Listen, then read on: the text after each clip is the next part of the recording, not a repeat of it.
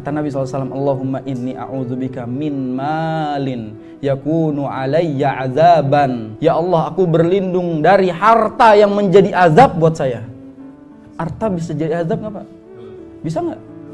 Lah orang kita aja mati nggak ada harta, kok jadi azab? Jelas harta itu bisa jadi sumber nikmat, bisa menjadi sumber azab. Itu yang Nabi SAW katakan, tidak akan langkah kaki kita di hadapan Allah sampai kita ditanya, dari mana kita dapetin harta dan dikemanakan harta yang Allah SWT titipkan. Jadi kita dapatnya dari mana, itu ditanya. Dan kita kemanakan, itu juga ditanya. Maka dalam hal ini harta bisa jadi azab. Contohnya apa? Harta yang haram itu tidak akan menjadi sumber kehidupan bagi yang makan. Uang hasil yang haram itu nggak akan menjadi daging, karena semuanya akan kebakar hangus oleh Allah Subhanahu Wa Taala dari hal-hal yang lain, keburukan-keburukan yang lain. Kita dapetin uang misalnya, dan uang ini statusnya haram. Maka jangan sampai uang haram ini masuk kepada perut kita, apalagi masuk kepada keluarga kita. Na'udzubillah min dzalik. Maka dalam hal ini, harta ini harus diperhatikan dari mana kita dapat, dan jangan bermudah-mudahan. Maka Nabi SAW katakan, apakah? La yubali min aina akhadh. Banyak di antara kita tidak peduli dari mana harta kita dapatkan. Amin halalin, amin haram. Dari yang halal apa dari yang haram. Bahasa zaman sekarang apa? Nyari yang haram aja susah, apalagi nyari yang halal. Ini bahasa seperti ini, itu menyulitkan diri sendiri. Padahal yang halal terbuka luas. Allah SWT selalu mengatakan, famshu fi manakibiha wa kulu mir rizqi. Berjalan di atas muka bumi, ambil rezeki yang udah Allah hamparkan di muka bumi ini. Berarti permasalahannya apa? Kita yang enggak jalan. Rezekinya udah Allah hamparin, kita yang enggak jalan. Maka di sini usahanya bergerak dulu, karena rezekinya udah disiapin. Saya mau tanya nih kepada para suami, istri anak makan dari uang siapa? Istri anak makan dari uang siapa? Hah? Sombong antum.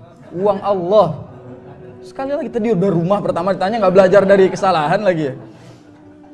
Anak istri itu makan dari rezeki yang Allah takdirkan buat dia.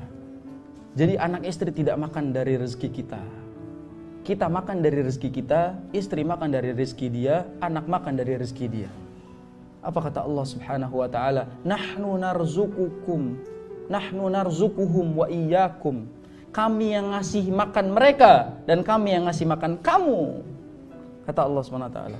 Kami yang ngasih makan mereka, anak istri kamu, dan kami juga yang ngasih makan kamu. Jangan sombong. Karena yang ngasih makan kita Allah Subhanahu wa taala. Jadi jangan merasa bahwasanya istri itu makan rezeki kita. Anak makan rezeki kita. Karena di sini Allah SWT yang memberikan jaminan, yang ngasih makan itu Allah SWT. Cuma melalui tangan siapa? Tangan suaminya. Dan rezeki untuk istri datang melalui tangan suaminya.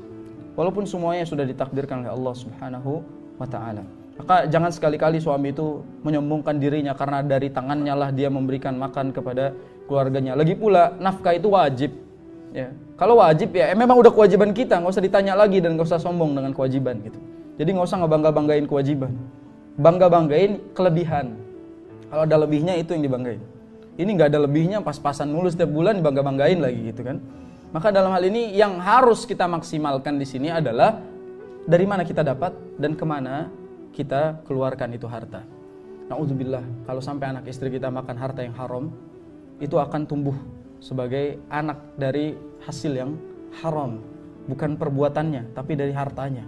Karena harta itu bisa membuah daging, dan dari harta yang haram semua yang kita minta, semua yang kita angkat dan doa kepada Allah SWT nggak akan diterima sama Allah.